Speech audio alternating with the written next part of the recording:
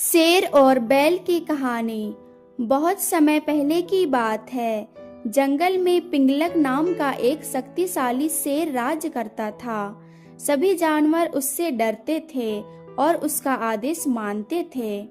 उसी जंगल के पास एक गांव में संजीवक नाम का एक बैल रहता था। वह अपने मालिक के साथ खेतों में काम करता था। एक दिन संजीवक का मालिक व्यापार के लिए जा रहा था। रास्ते में बैल थक गया और बीमार पड़ गया। मालिक ने उसे वहीं छोड़ दिया और आगे चला गया। कुछ दिनों बाद संजीवक ठीक हो गया, पर अब वह अकेला था। वह जंगल में रहने लगा और हरी भरी घास खाकर स्वस्थ हो गया। एक दिन संजीवक जोर से डकार जैसी आवाज निकालता है।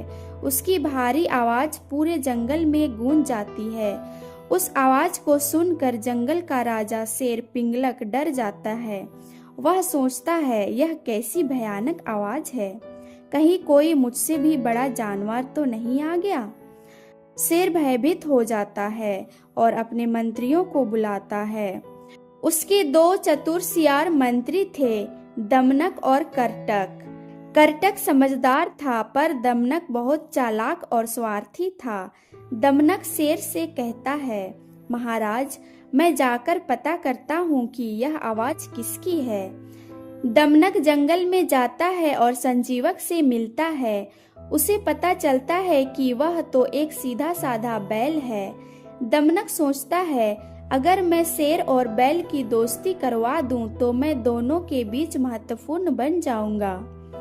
दमनक शेर के पास जाकर कहता है, महाराज, वह कोई राक्षस नहीं है, बल्कि एक शांत स्वभाव का बैल है।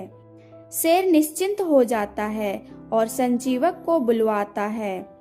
शेर और बैल मिलते हैं और जल्द ही गहरी मित्रता हो जाती है।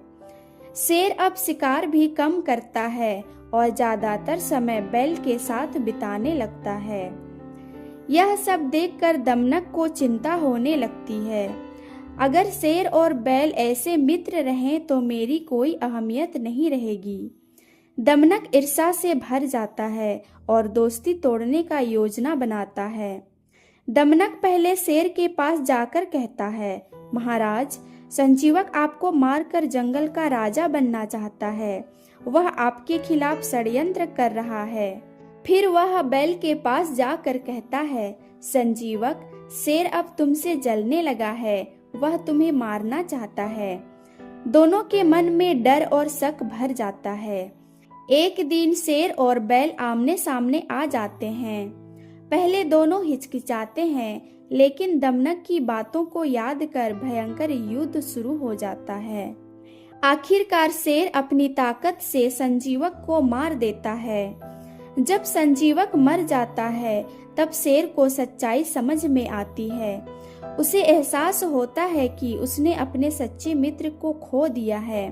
शेर दुखी होकर कहता है, मैंने बिना सत्य जाने अपने मित्र पर विश्वासघात किया है।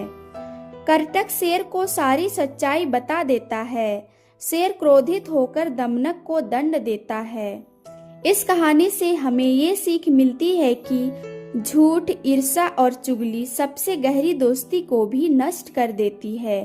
बिना सोचे समझे किसी की बातों में आकर निर्णय नहीं लेना चाहिए।